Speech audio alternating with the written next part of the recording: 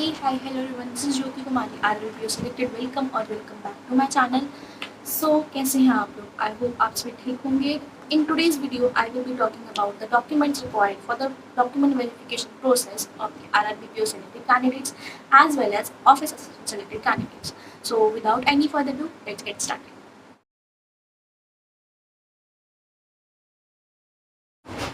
पहला डॉक्यूमेंट है आपका आइडेंटिटी प्रूफ. आपको आधार कार्ड प्लस पैन कार्ड, आपको ये दोनों लेके जाने हैं, originals plus photo copies. So next है आपका मार्कशीट्स, आपकी 10th 12th की मार्कशीट एंड सर्टिफिकेट्स.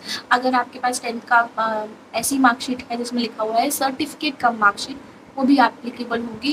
12th की मार्कशीट प्लस सर्टिफिकेट. ग्रेजुएशन की आपको चाहिए marksheet semester wise. In case अगर आपके पास सेमेस्टर वाइज नहीं है तो आप फाइनल मार्कशीट में अगर आपके सेमेस्टर वाइज मार्क्स लिखे हुए हैं that will be also fine. And degree, of course degree वो आपको चाहिए होगी आपके ग्रेजुएशन की.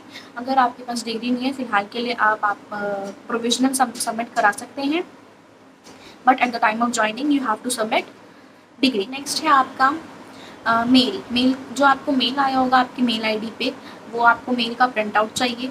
दूसरा, आपको आपके रिजल्ट्स का जो आपने स्क्रीनशॉट लिया होगा उसका प्रिंट आउट चाहिए. और आपके एप्लीकेशन फॉर्म का रीप्रिंट लिंक से आपने जो एप्लीकेशन फॉर्म डाउनलोड किया होगा उसका प्रिंट आउट चाहिए. आपको 3 प्रिंट आउट्स निकाल के रखने हैं. मेंस का स्कोर कार्ड आपको वो वाला लेना है जिसमें आपका बैंक अलॉटेड मेंशन हो, किस बैंक में आपका अलॉटमेंट हुआ है.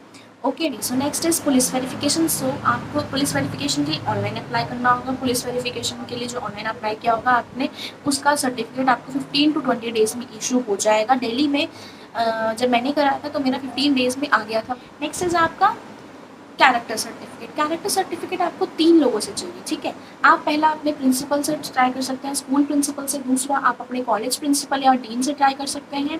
ठीक है. तीसरा, आप किसी भी गजेटेड ऑफिसर से ट्राई कर सकते हैं, जो भी आपकी गजेटेड ऑफिसर नोन में हो. ठीक है. गजेटेड ऑफिसर्स में कौन कौन आते हैं? SHOs आते हैं, IAS IPS आते हैं, and SDM tehsildar, and government authorise doctors आते हैं, जो कि डॉक्टर्स जो ऑथराइज होते हैं गवर्नमेंट से. ठीक है, आप उनसे सर्टिफिकेट इशू करा सकते हैं. कैरेक्टर सर्टिफिकेट पे आपको स्टैम्प की रिक्वायरमेंट है उन ऑफिशियल्स की. अगर आप EWS कैटेगरी से बिलोंग करते हैं तो आपको EWS का सर्टिफिकेट भी देना पड़ेगा, जो कि ईयरली रिन्यू होता है. ठीक है, इस बात का ध्यान रखिएगा.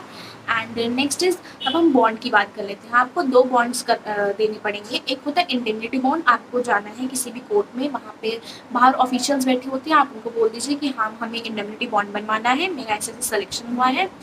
वो आपको जो आपको फॉर्मेट आपके बैंक से मिला होगा उस फॉर्मेट पे आपको इशू कर देंगे अपनी नोटरी के साइन लगा के. ठीक है, उसके इसमें आपको एक श्योरिटी चाहिए. श्योरिटी आपके गार्जियंस हो सकते हैं, श्योरिटी आपके पेरेंट्स हो सकते हैं, आपका सिस्टर ब्रदर जो भी हो सकता, कोई भी हो सकता है.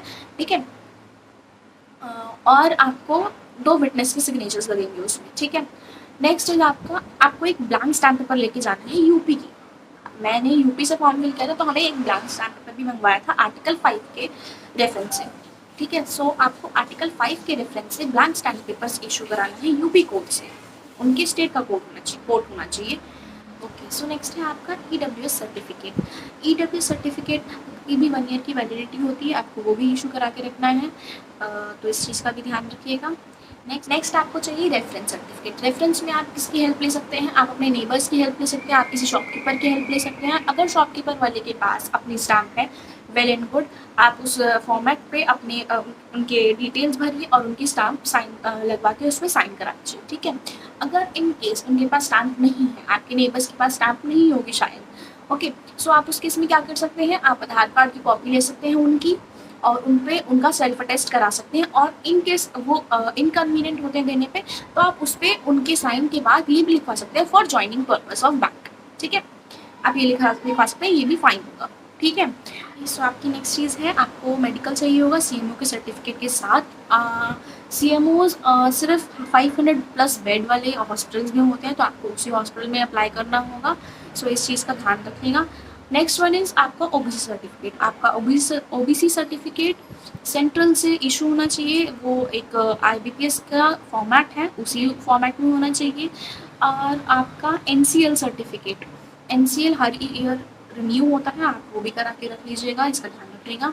नेक्स्ट इज़ आपका डोमिसाइल सर्टिफिकेट। डोमिसाइल सर्टिफिकेट आपको अपने स्टेट से इशू कराना होगा, वो भी 1 ईयर की वैलिडिटी के साथ होता है, तो इसे भी रिन्यू करा लीजिएगा।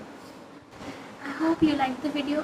स्टिल आपके कोई डाउट्स रह गए हो डॉक्यूमेंट वेरिफिकेशन के डॉक्यूमेंट्स रिगार्डिंग, सो आप मुझे डीएम कर सकते हैं मेरी इंस्टाग्राम आईडी पे, आप मुझे कमेंट सेक्शन के थ्रू बता सकते हैं। Thank you so much. If you like the video, please hit the like button and do subscribe to my channel. Hit the bell icon right next to it, so when I upload a new video, you guys get notified. So till then, bye bye. See you in the next one. Thank you so much for watching.